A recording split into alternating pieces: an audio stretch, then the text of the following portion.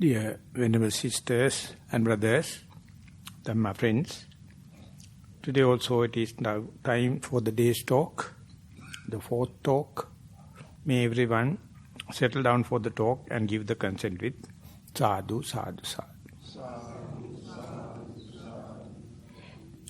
Namo tasse bhagavato arahato samma sambuddhasse. Namo tassa bhagavato arahato samma sambuddhasse. Namo tassa bhagavato arahato samma sambuddhasse. Sīle asati sīla vipannassa atūpanisang hoti samma samadhiti.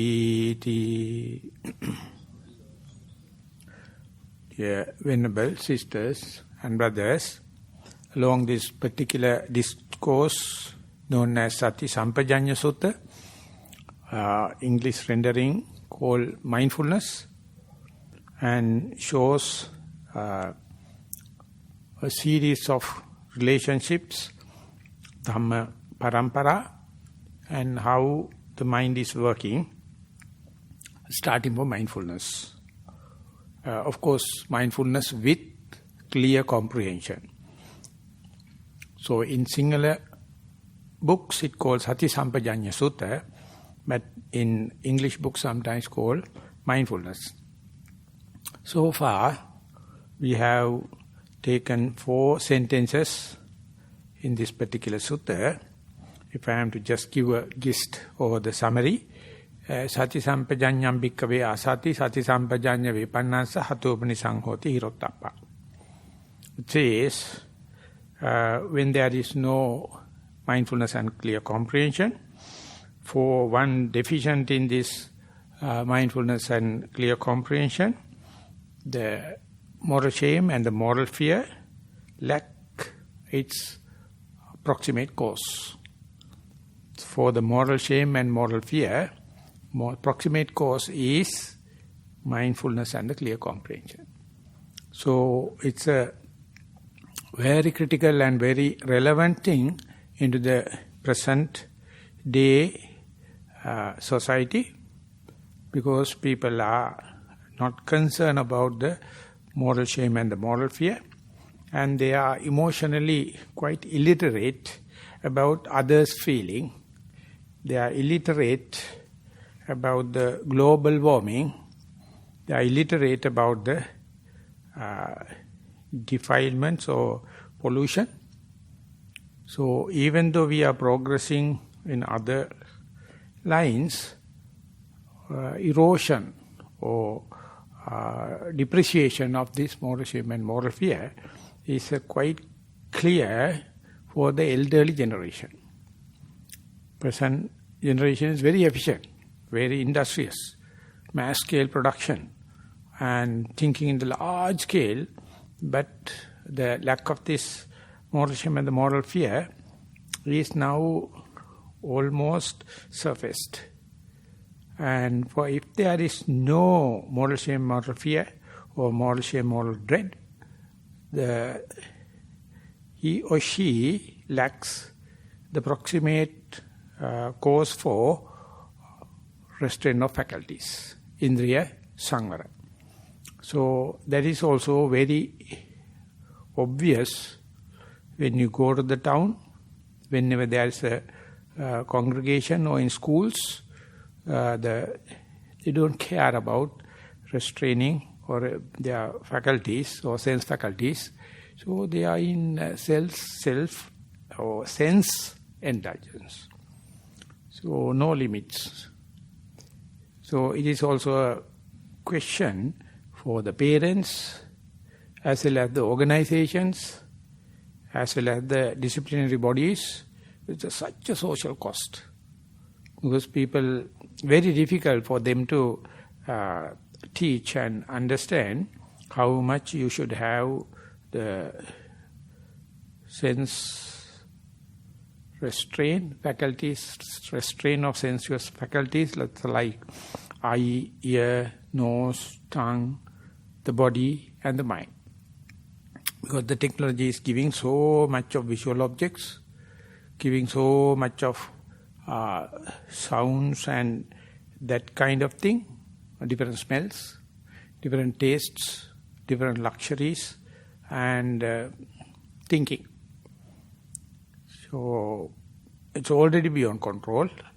But being Buddhist, and when you are searching and pondering and deep down into the theory, teaching of the Buddha, it says, if you are mindful, there may be proximate cause, conducive conditions for someone to be responsible about moral shame and moral dread, or that is called emotional literacy or social intelligence. So when that happens, along the Dhamma, according to the law of the nature, he or she get the proximate cause or conducive conditions for the restraint of sensuous sense organs, sense faculties. So this, then it is more going toward the religious side and the spiritual side. And present day, it is declared, present day technology is deprived of that kind of a spiritual consideration, even the education. So therefore, they are the field, they are the people much concerned about how to reinstall this restraint of sense faculties or moral shame and moral fear. Under such circumstances only, the mindfulness introduced to the Western countries, America and European countries, and they started the using mindfulness as a therapeutic and healing process, and with that kind of thing, they try to find answers at the social level whenever people become mentally upset, imbalanced, and some kind of physical diseases, how much mindfulness can apply it. But due to the overall lack of emotional literacy, they have a fear for religious kind of introduction. So in the West, mindfulness is being introduced in the secular way. And that is a big issue together with the introduction. And now, whenever there is no restraint in your sense faculties, the bad consequence is your more virtuous behavior, sila, won't get enough proximate cause or conducive conditions. So you break social norms, transgress social norms. Is very popular, very notorious among the government leaders, among the top companies, CEOs. They think they are untouchable. People can't sue them because they are in a higher grade. Earlier the Indian untouchable means the lowest caste. Now these people call Wall Street people, they are untouchable. Law cannot sue them because they have assumed so much of legal powers, authority. Whatever the mistake they do, don't care. They cannot cannot convince them. So therefore the sila be like barbaric thing. Full Sila's people, they can break Sila and they can indulge anything. And they don't care about the global warming, they don't care about the environmental pollution, mind pollution. And now we are in a critical stage towards that. And according to my experience, even if you succumb to that kind of modernized complications, the teaching of the Buddha, never too late. Even at the affected situation, you can start with mindfulness, and it's hopeful. And it is becoming a universal thing, but still that mindfulness must develop in a healthy way, in a correct way. Otherwise, complaints are there that mindfulness is having side effects and after effects.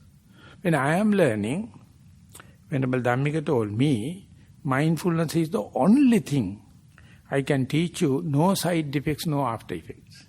So I was openly telling everyone, it's a panacea. There is no side effects. So it's in Theravada commentaries, it is Sobana Chaitasika. It's always positive. It's always no side effects, no after effects.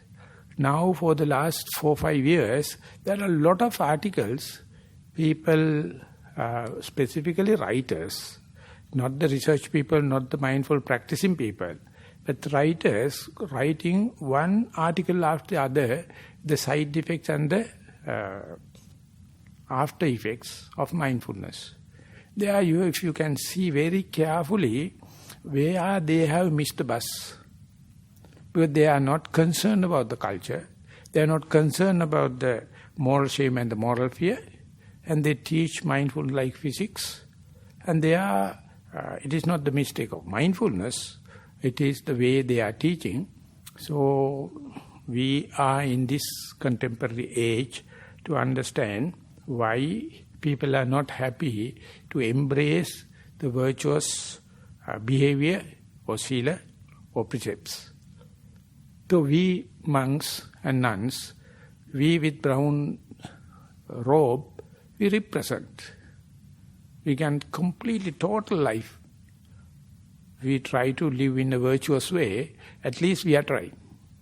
And those who are coming to a retreat like here, spending full time and residential, so also kind of a good example, we can try. And to let you all know, earlier about 30-40 years, there were Sila programs or virtuous programs, they never connected with mindfulness. I have been to the traditional temples, observe precepts, 8 precepts, 9 precepts, 10 precepts, never introducing mindfulness. Of course, we are reciting Satisampajanna Sutta. Satisampajanna Sutta is, by reciting we accrue so much of merits. So we get together and reciting, but never we think, never we see it in a pragmatic and practical way. But for the last 30-40 years, there is a kind of a new trend to cope up with Sila programs or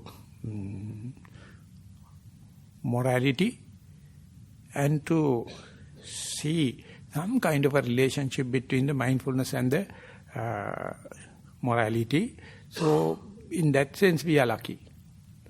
Those who are born before 1970, can see this trend if you are open enough, if you are vigilant enough, if you are diligent enough. It is happening in the world sense, or in the universal level, as well as a country like Sri Lanka, and migrants in Australia also. They are concerned little bit of meditation, little bit of the mindfulness. Maybe the results we are gaining is not up to our satisfaction and not up to our expectation, but it is gradually growing. So therefore this particular sutta is contemporary, very relevant, and now we are advancing one step ahead. Whenever you do not have virtuous behavior and you are lacking, deficient in virtuous behavior, there won't be any healthy concentration. Samma Samadhi. It is a very deep connection, more spiritual connection and more scientific part of the meditation. So with that, the how Sila connected to Samadhi, concentration, there are so many interpretations. And therefore we are opening the discussion. Hardly we can give a conclusive or exhausting kind of explanation, because we individually, not only the speaker but the listeners, also have their own way of looking at it, and we will keep it open. So the topic today is the relationship between sila, or virtuous behavior, and samma samadhi, the concentration. So we, not only religious people, not only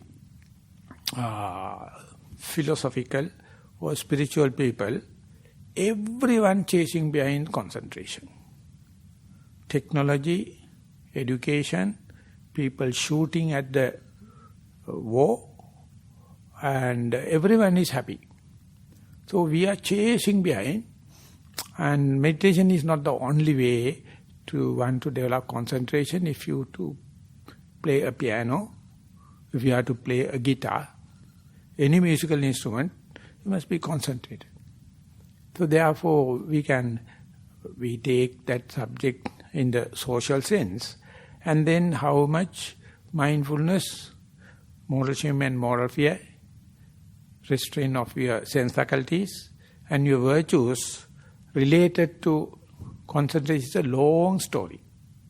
No one is patient enough to see this evolution. They wanted to have direct concentration.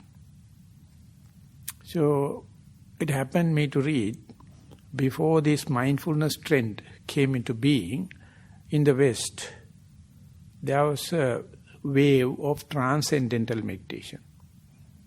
Maha Yogi went into America, and they taught for the hippies. But one before that, it was the hippie culture. And they are also searching something, but found nothing. And Maha Yogi taught transcendental meditation. So most of the present day research done with TM meditators. And when they are giving a mantra, secret mantra, and when they are chanting, they have kind of a concentration. And if you are going to go for studies, better to have 15 minutes TM meditation, and then you can get photostat memory. And if you are going to do a research or any work, better to do a little bit of transcendental meditation, and then your focusing can happen. So it went viral. And when they are, maybe for the first time in the American and the Western way, they put that into research, and they found the relationship. If you do the TM meditation for a certain period of time, and you get so much of a connection, your life will be to a certain extent disciplined and concentrated. And whenever they are expanding the research, they told, not only by reciting a mantra, many ways are there, one to get concentration. But I am not talking about the Samma Samadhi, correct concentration, kind of concentration, and it's going there, but you have to do again and again that kind of a external thing, you to repeat, then all the concentration happen. Lucky enough, towards the latter part of the research, they introduced mindfulness also. And they told mindfulness is utterly internal thing, you need not any mantra, any other kind of thing, you can develop it, and it is self-sufficiency. And then the transcendental people and the research people were a little arguing each other, because they wanted to show TM is the only best method for kind of a concentration, but it is not so. That is why here the Buddha used Samma Samadhi, kind of a correct kind of concentration. It is backed by this restraint of sense faculties. Person is somewhat cultured. He is having some kind of a inner discipline, not just mere concentration. If you are going to get that kind of a concentration, you will be addicted to the concentration, but you do not know how to maintain it. So therefore, ultimately, when and where that desired concentration is not there, it is suicidal. They will commit suicide. Yesterday it was, I am heartily concentrated, but today I am not. And therefore, they can't comprehend it, and they become self-critical and give a wrong kind of interpretation and sometimes destructive. Either they find fault with others or find fault with myself, and then spiritual part or religious part is missing. That can happen. So therefore we can't talk just mere concentration. We have to understand the broader concentration, the correct concentration, and virtuous concentration. That is how the religion come into being. So in traditional countries like Sri Lanka, meditation means concentration. Whatever the method you can, however maybe you can get concentration, that is what they wanted. So therefore, before the Buddha appearing in India, it was the case. All the religious people, the highest thing they can get is the concentration or jhanic experiences, and they were hermits, they were spiritual beings, pandits, rishis, and they are becoming the idol for the spiritual beings to happen. But they never go beyond the bondage of the samsara, but they appear like spiritual beings. But after the Buddha, appearance of the Buddha, he also used the same kind of method, but he is the only one invented the correct concentration. Correct concentration. So we have to keep in our mind, whenever we are talking about the concentration, maybe still jhanic concentration, but maybe misleading. So therefore all the time we have to have that kind of a safety area. Whenever we mention concentration, so therefore use it with the word Samma Samadhi. So whenever the person, meditator, say that a newcomer comes to retreat and they are being introduced nothing but mere mindfulness. Ask them to be with your primary object, be with in your sitting posture. If you know you are appointed and agreed primary object, then your main effort is to close your eyes, go to a silent place, sit in a comfortable way, don't indulge smell and the taste, and just to keep attention with that primary object. It's like learning a piano or learning a violin. You have to keep on doing. And it is something by more the practice, more you can be with desired mindfulness. And when and where mindfulness come into the maturity, we call the steadfast mindfulness or undisturbed mindfulness, you can see early signs of the concentration.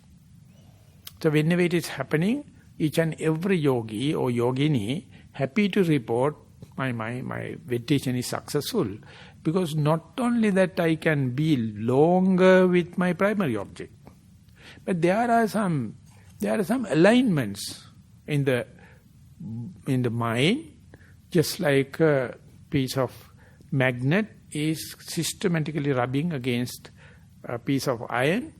The iron is gaining the magnetic power slowly. More you apply, more the iron become a magnet. And if you hang it by the center, it's naturally turning into the north. That's the difference between the piece of iron and the magnet. So likewise, more you apply mindfulness in walking, more you apply mindfulness in sitting, early signs you can understand. So there are one danger, one advantage. It's a gift. It's an endowment of the mindfulness, because you can see some alignments are happening.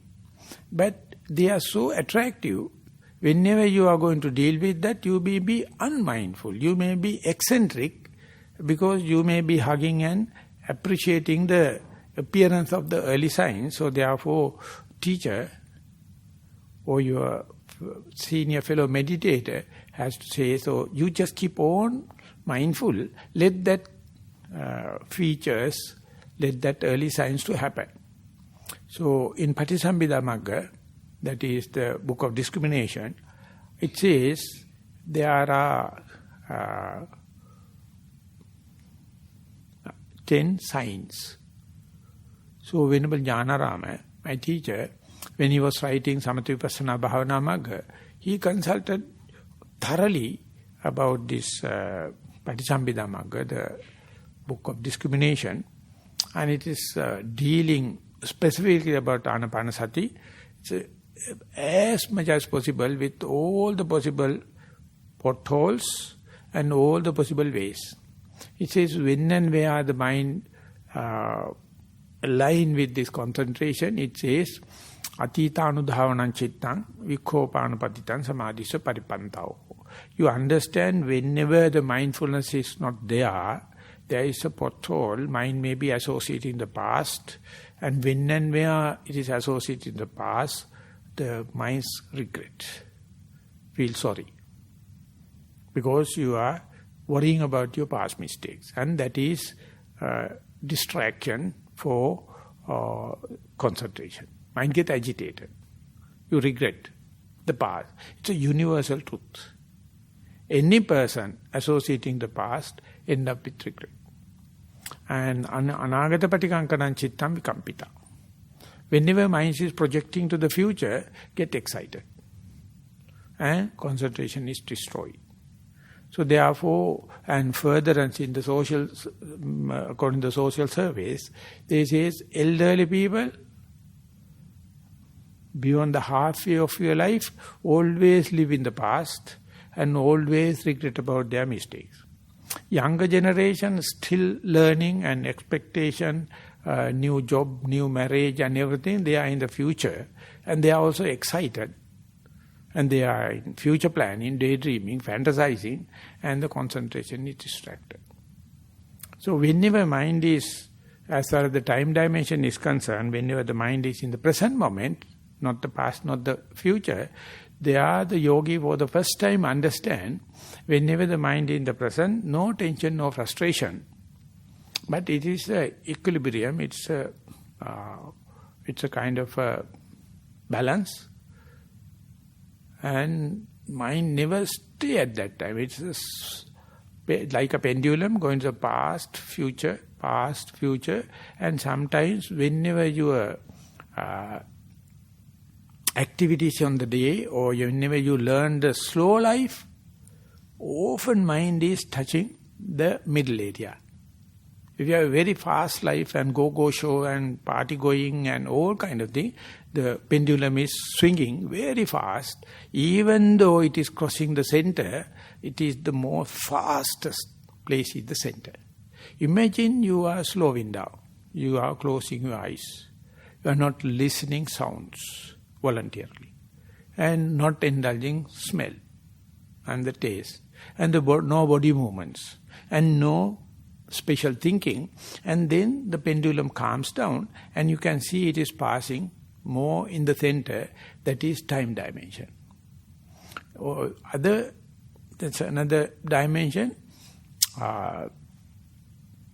Whenever you are expecting too much of results, I am going to come here for the first retreat, it is 7-day retreat, I must achieve at least first jhana, or I must at least achieve Sotapanna. So you are striving so much, and due to that kind of agitation, exerting too much of energy, mind become agitated.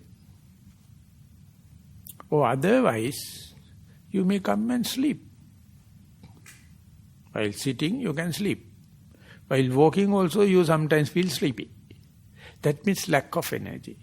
So there also, the concentration will never happen, and unfortunate enough, the central, balanced, proper amount of energy is a kind of a luck by chance. Not that the beginner is not reaching the balanced amount of energy, but it is swinging, often going to either sleeping or over-excited, because of they don't know how to apply the proper amount of energy It is like when you are driving a car uphill, and you have to understand, according to the, of course, nowadays with the automatic gear, what I am talking is very, very historical. You have to understand which gear it must be and how much gas or how much fuel you have to give. Otherwise, engine is going to give some kind of a noisy sounds. So when to put into the first gear to the second gear, when to put into the second gear to the third gear, and third gear to the first gear, you must synchronize. You must understand the load. You must understand the ramp. You must understand the horsepower. Then only you can synchronize the proper energy. Otherwise you are damaging and you are not a good driver.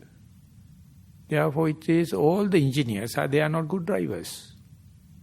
But they are calculating about the engine. They can't understand what is the weight here and the capacity. But the good drivers, they know what energy you have to apply. So likewise, while you are meditating, overexerting or lack of energy, both of them are make potholes. And the other one is, when you keep on meditating, it's a very secret or very, very subtle. The monotony and then boredom sets in. When you're observing one object for a longer time, you fail to understand two things. One thing is the evolution and changing of the object, and the other thing is more and more you apply the same object, the boredom sets in, and the monotony. And you feel lonely, and you feel cornered, and you feel like outcasted. And under such circumstances, a mental image can happen, or you may remember sounds, then your mind goes excited, and invariably you are losing the mindfulness, you lose the primary object. Or otherwise, you can succumb to that boredom and fall into sleep. And under such circumstances, if any noise or something happen, you hate that noise. You think, I can't meditate because of people are coughing. And one day, there was one retreat here in Perth, where 60 people were sitting. Each people cough once a minute. So 60 people take care of all the 60 minutes. Every time one person is coughing. So beginners complaining, how can we meditate? Because he was sleeping, he was not in the object. If he is in the object, with the vigilant mind, the coughing, of course, we can tolerate. But when you are sleeping, the coughing happens, it's like a shock. You get a jerk and get up and say, bloody fellow is coughing inside there. I came after 1 year of applying leave and everything, is coughing. But if you are in the proper mindfulness, the coughing can happen, of course, but you are not hating it. So therefore, the object, secondary object appearing, either provoke desire, liking or disliking. That appearing object measuring under the scale of the liking and disliking, you have to see continuous with the boredom you are familiarizing with the same object. It's a very tricky three-dimensional exercise, and that kind of thing can appear in the discussion. If someone is going to say, I can't meditate because I am getting so much of past memories, it is more desirable and therefore my mind is more indulging it.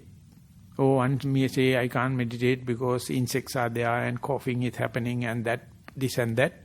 And one has to understand when it happened, how is your relationship with the primary object? No one can give direct answer. You have to remind yourself that can happen when such a desire or likings happen. Is there way you can see through that liking and see the primary object? They have to give a new test, new chance and look into that. And there may be some coughing or there may be some distracting sounds and pains and thought, still can you look through, can you see through that distraction and to see whether you make sure you are not walking, you are sitting, or your breath is there, or you are rising and falling. So that day, you will understand if you can keep the track with your primary object, the likings and disliking can happen. They are promoting you to sharpen your mindfulness rather than becoming a distraction. So that kind of evolution in our reflection only can happen through a discussion. Therefore, discussion is an essential thing, but both the parties must be short and sweet, short to the point. Then these things could be communicated. Not among Buddhists, not among elderly people, even the 6-7 years old mindful children, they can really report and they can really contribute into this knowledge. When we were in Canberra, there were 3 children, two participated. The retreat was in, the mindful camp was in Sydney, and it was 3 days, and it's full of fun. 70 children, and 3 participated from Canberra. So when I go to next to the Canberra, and when we are doing mindful school, these participants were the facilitators. We promoted them to the facilitator, and they were guiding others, how to do walking, how to do sitting, how to do mindful games, and how to report, and all the kind of thing. And we had a special interview with that facilitators, together with the normal facilitators. And one girl is asking 2 questions. Second question is, when I am sitting and meditating, outdoor, and I know my primary object is breath, and I keep the track with the breath, and all of a sudden the bird start to sing, and now mind went from breath to the sound. Should I bring back to the breath, or should I listen to the sound, knowing that I am listening to the sound? Then I told, no problem. As far as you have such a control, even if you are listening the sound, it's also a realistic object. You know you are not in the primary object, but you are mindful about the secondary object. You are not hating it, you are not loving it. And I ask her, please write a project about this. You question first.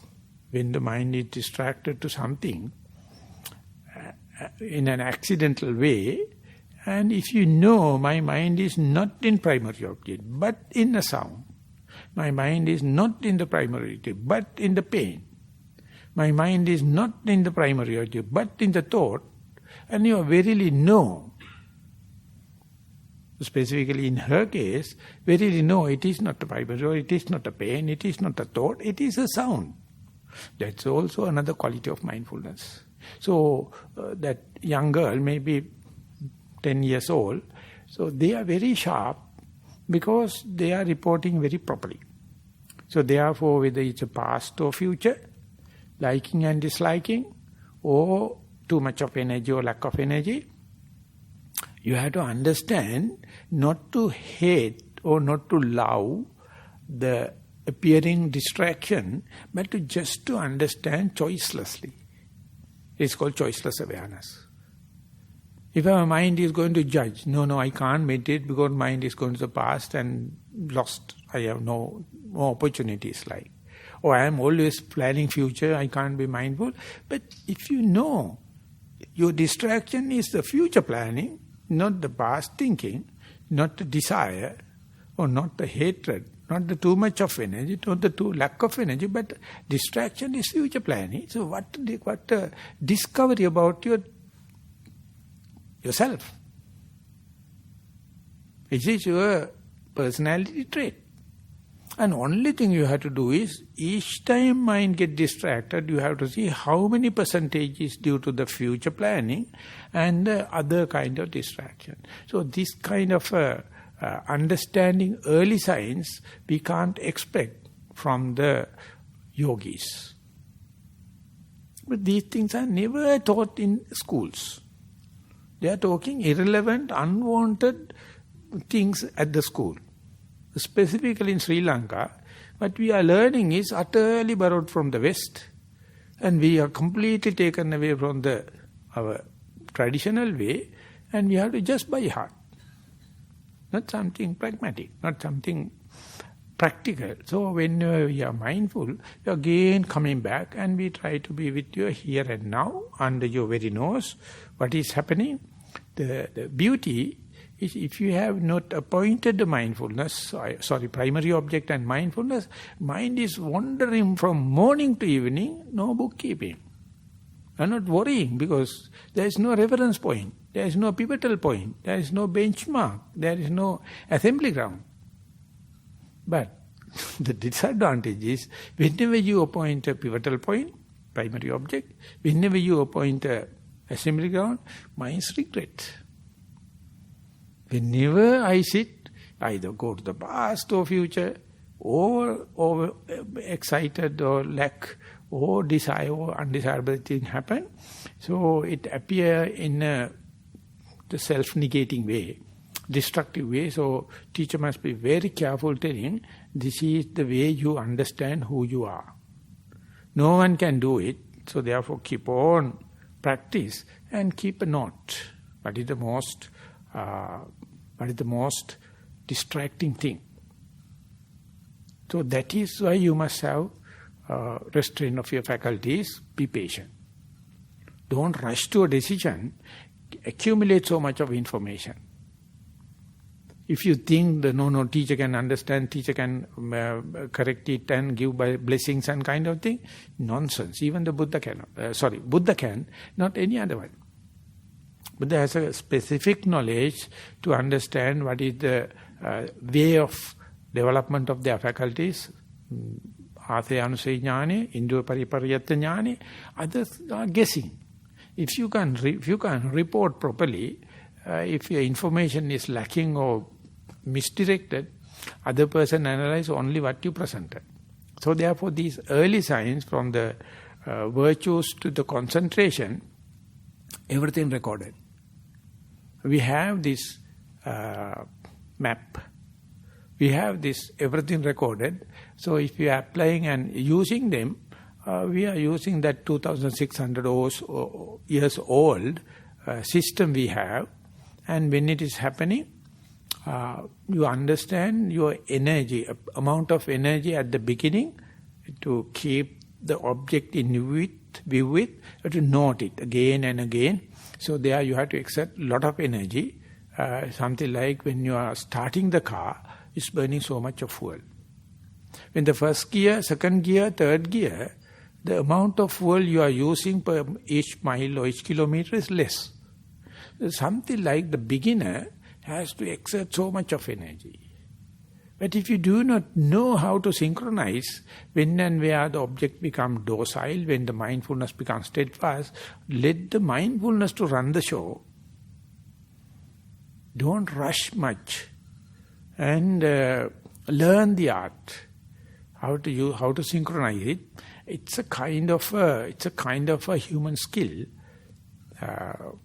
Everyone learning from trial and error method. Everyone. No one is smarter than the other person. You learn with the trial and error. Only thing is, if you can share with another person, this is what it happens, you appear like a very child, just a beginner. But by analyzing only, you learn how to overcome it. So, tadupaka virya vahanattena. When and where you go, the amount of energy you are using might be slowly reducing, that's the nature. But if you instead going to use your inferential knowledge, theoretical understanding and rational mind, you will never learn that art. If you're going to make it a science, you'll get lost. You have to learn this art when the mindfulness is growing. Just reduce the amount of energy you are using, and then mindfulness will gain the ground. It will be behind the helm. Just like when the mother is lullabying the child, when the child is getting sleepy, you have to reduce the lullaby. If the mother is going to be the big pitch and big volume, the child sleeping itself will be distracted. So likewise, that And the other thing is when mindfulness is gaining the ground, whenever about to develop up to the concentration, correct concentration, your faith and wisdom must be balanced. If you are with too much of faithful, even lying tiny little thing will you taken you for a ride.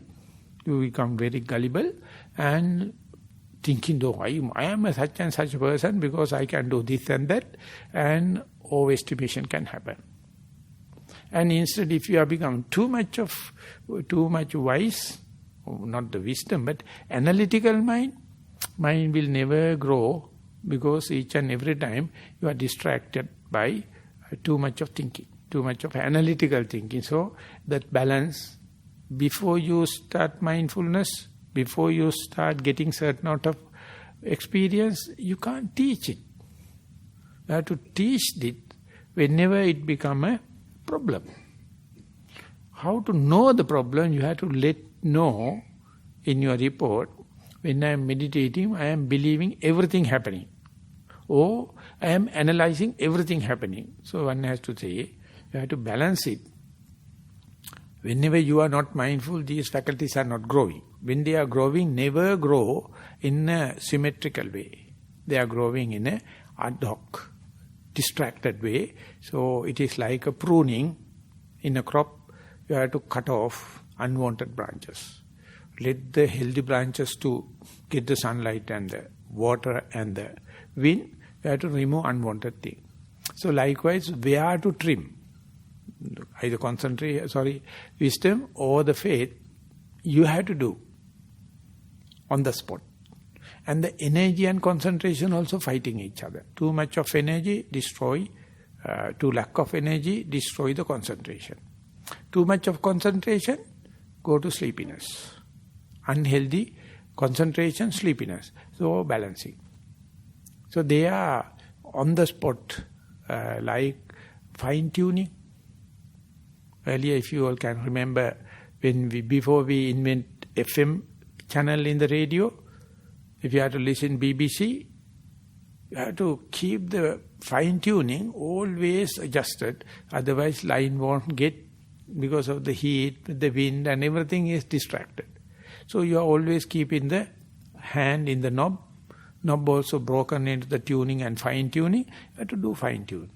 Like in the meditation, when it is coming to the concentration level, you have to, so therefore whenever such a thing happen, 1001 time, you have to do it till you get seasoned. So therefore, to check whether you have the potential and the possibility to earn concentration, maybe you can be confirmed within 3 days, sometimes even very short time. But how to season it, how to galvanize it, how to reinforce it, your whole lifestyle has to be changed. Your whole amount of talkings you are doing is related. And the whole what you do is related, so you get a chance to think about your day-to-day activities and the way of life and the livelihood, when and where the concentration sets in, you have to adjust in such a way. That is why some people become monks and nuns. So they are thought about it. They given up.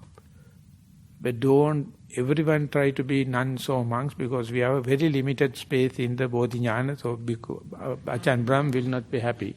Now it is of course 1 or 2 kutis are there. Earlier, you had to wait months.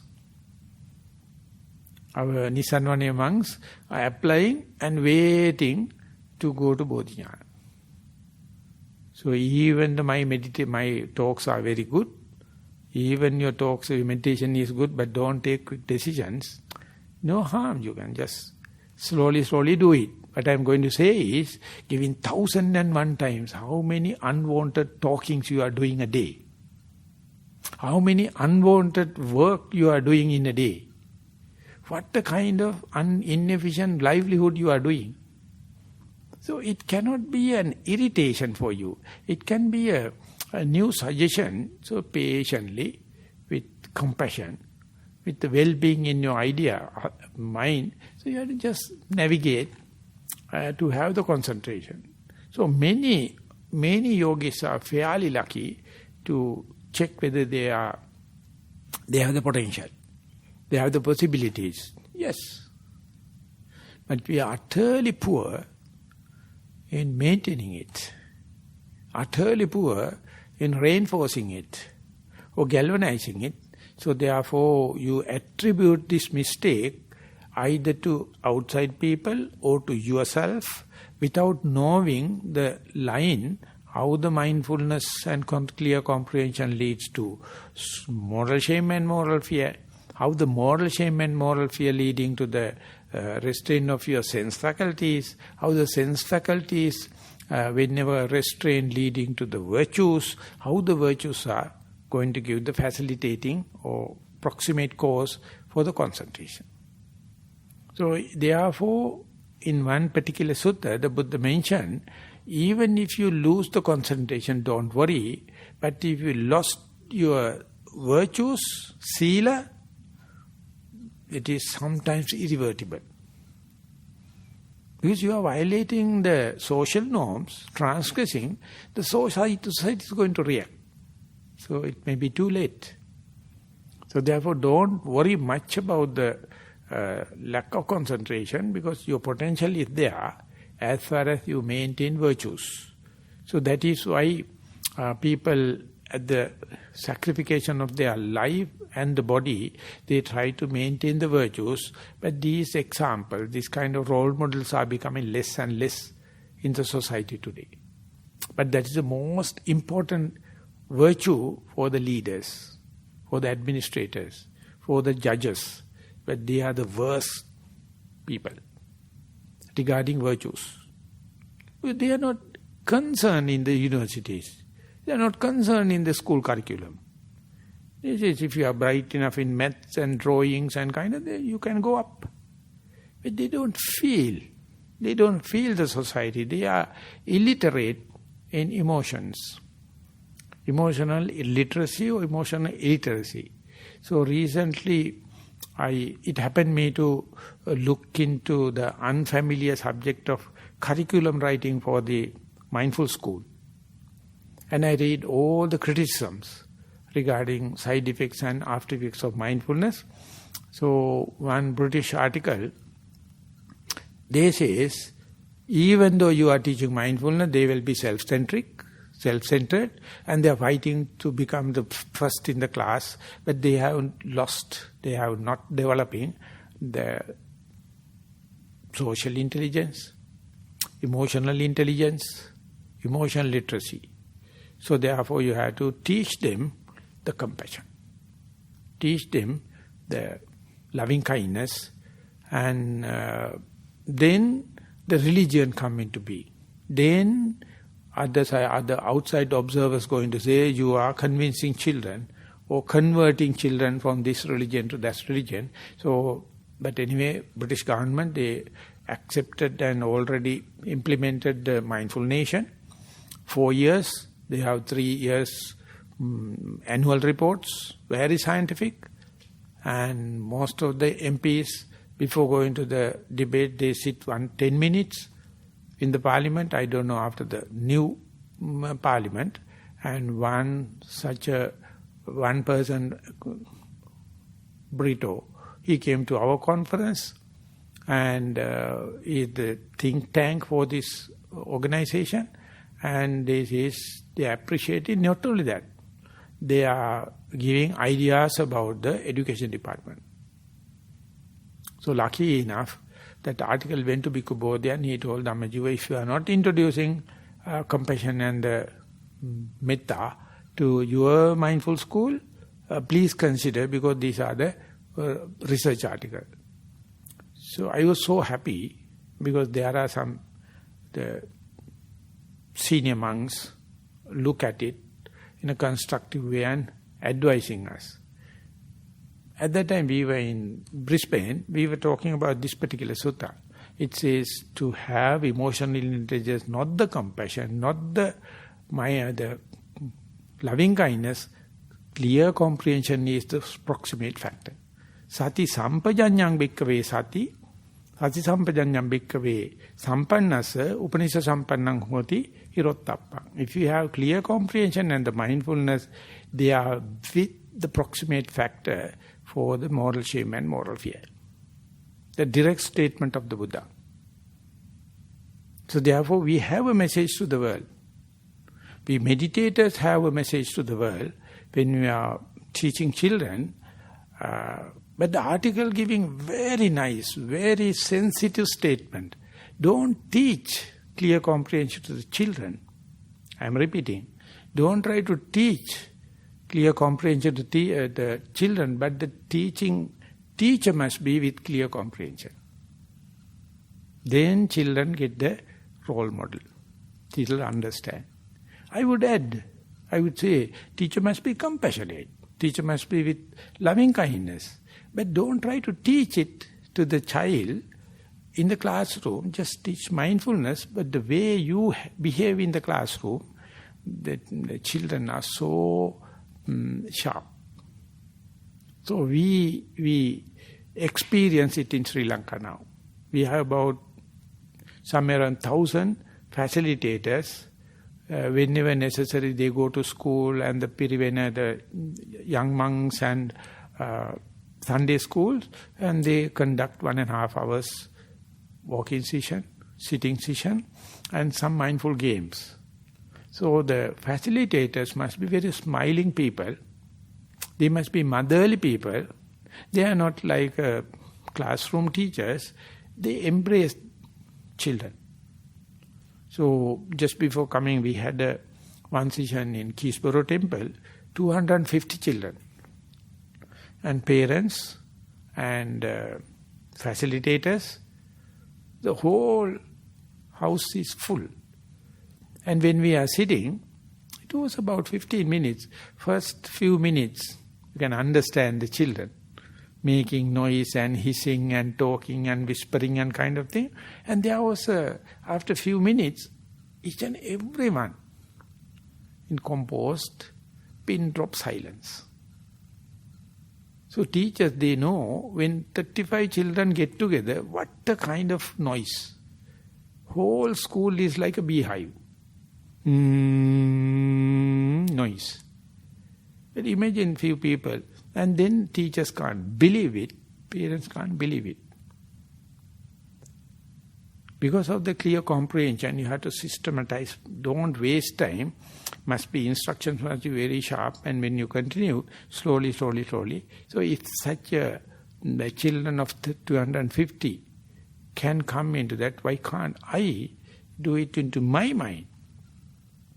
If you are doing in a comprehensive way.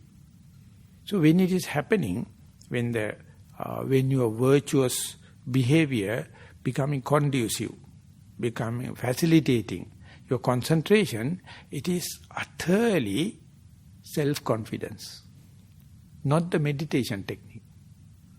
If you have the self-confidence, earlier I am not a virtuous person, I am occasionally transgressing, but even today, now, if I transgress, I manage not to do it intentionally. Mistakes can happen, I sympathize it. So you develop kind of a attiyati, harayati, jaguchati. You are not appreciating even your misbehavior, even a tiny thing. And you feel it is not done. Not someone coming and hitting you or punishing you. So whenever such a feeling happens that we call emotional literacy, when it happens, you become a very cultured person. And we use SMS. We say, when that happens, you must be slowly, mindfully, silently. And there you can see why other people are not slowly. Why they are rushing. Why they are making noise. But they are not clearly comprehend where they are. They are always rushing and gushing to do the task, but the art of approach is not there. But I accept, I appreciate, accept that it is not an easy task. Even though you are a mindful person, if you have clear comprehension, even if you get the concentration, 1001 times you have to do, and to do something in a very slow manner. We introduce a turtle. When the turtle is moving, it's very slowly. And whenever distraction happens, tug in.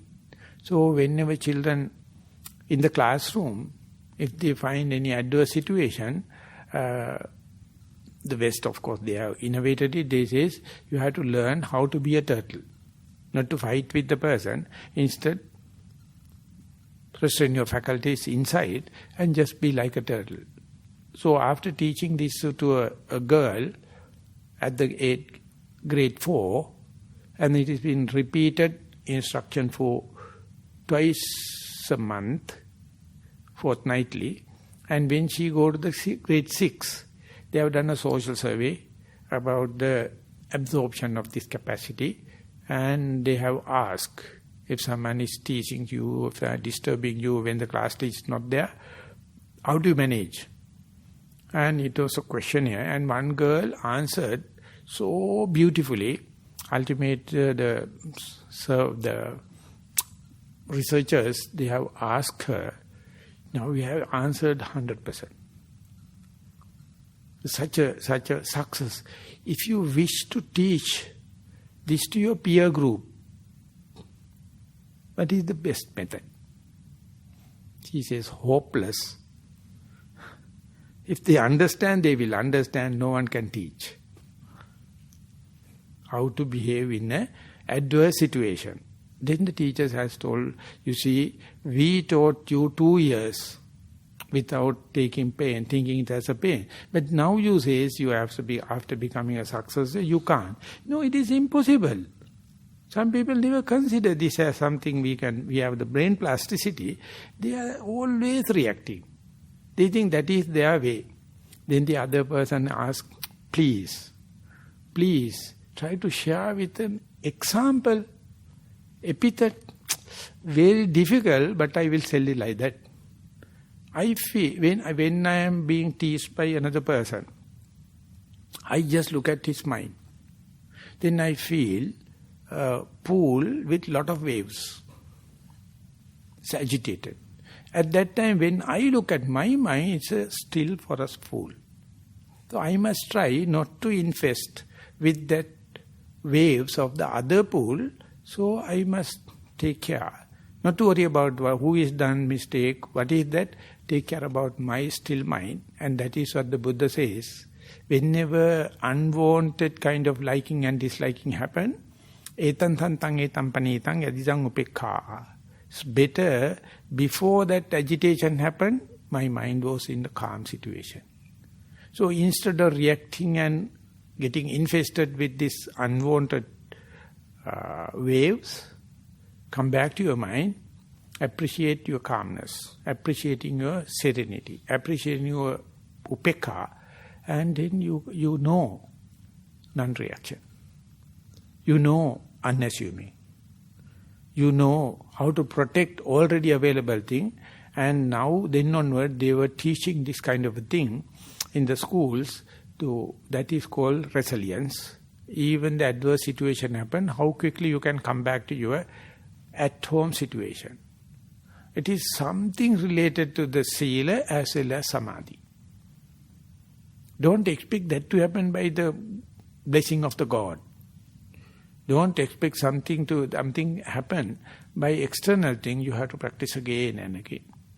When you are practicing, you understand, not only you must understand concentration or very calm and collected and one-pointed, you must understand all possible agitations under your very nose, when they are really disturbing you. If you are expecting only the concentration, only the conducive condition, you are just a theoretician. You will never successful. You have to let the thing happen in the natural, normal order. And whenever agitation happens due to the past thinking, you must understand, it is my mind is not concentrated because it is associated with the past. And it is reality. It is now happening, it is not imagination. Instead, whenever mind is agitated due to the future planning, projections, then you have to understand it is not the past, now it's the future. So in your report, when you are going to say, I tried my best and I can see 10 breaths consecutively, and then mind wandered off. Then you have to tell where. Is it for the future planning or past regret or desirable object or undesirable object or sleepiness or agitation? You are the very person knows what was the approximate cause.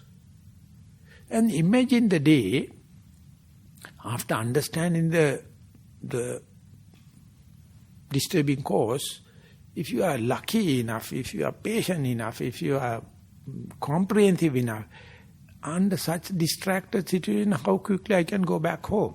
I can go back to the primary object. You never find any distraction. That is we call see through the past worries, see through the future excitements, see through the sleepiness, see through the agitation, see through the likings, see through the disliking. Your primary object is waiting. Anytime. The appointed primary object is having such characteristics. It is free of charge, it is repeating, it is neutral one, and that is how the breath is been defined by the Buddha. You can't have all the things like primary object. You know, whenever the surveyor is selecting a benchmark, it is some permanent thing they say, take. Each and every day they fix the theodolite on the same benchmark. Then only they can reinforce the data yesterday and today. Likewise, your primary object, you must understand, whenever adverse situation happen, don't go into analyze the adverse situation and the troubling agent. Instead, see how quickly you can come back. It appear like you are defeated, like in the social norms. We think that if someone is disturbing, we must go and knock the fellow. That is the way now happening. But instead, the way back home, always open. And if you, through this stage, the Zen saying, it says, wherever you may be, you are on the way back home. Wherever the distraction, you can come back home, you feel so much of confidence. You are still far away from the Nibbana. But you are learning the law of the mind. It can be distracted by any person, any event, anything. But the way back home is your responsibility. If that is there, are you attributing it to the sila or concentration? Whatever may be, you won the game. It says, some Sri Lankan poems and the Gatha available, Ivasana Dana Rupusu Yudayata Jayakodiya. Whenever people are fighting, don't think that you must have your automatic weapon, or you must know karate, you must know judo, you must know martial arts. No, the patient is enough. That is enough, but the society don't appreciate it. But only by practice you can put into practice, and the best is the Buddha. Even the wild elephant is coming in front, or a bandit is coming, he knows how to handle it. So that is the way we are doing. That kind of technique, that kind of methodology, we are fully equipped. But we never use it, we think it is unwise. But through clear comprehension only, you know your store is full of such tactics. You are not using. But when we are associating the true people, when we are associating the noble people, they will say, you are born with this capacity. Please open your stores and see how many tactics you can use to get rid of this adverse situation and to come back. And whenever you come back, please let other party knows how do you know you came back to the original position. How do you know that you are back at home? How do you know you are back at the pivotal point. That is called verification. So Pandita Sayadaw in Burma, so sharp. He says the day you know your wandering mind came back at home, your 50% of your meditation is finished, and you know how to do away with all the defilements. All the defilements supposed to happen, supposed to disturb you by distraction and the wandering will be rectified, erased off moment you come back home and you know now you are back at home. So that the Buddha says, so you have to verify, not imagine that I came back home, but you have to understand how do you know that you are back in the breath, or back in rising and falling, or back in sitting, or back in walking. That indicates how sharp you are in writing. This is the most sharpest and the most delicate point in our communication. In our day-to-day gossiping, we never do it. We are just talking halfway, and therefore talking leads to misunderstanding. But if you know this, to end it, if you know it, how your resilience is, you know it, how do you know that you came back to the primary object, then onward, let the world to distract you, no problem. You know way back home, and therefore the sense saying, I am repeating, wherever you may be, you are on the way back home. So I thought of concluding the day's talk with that remark. Thank you very much for listening.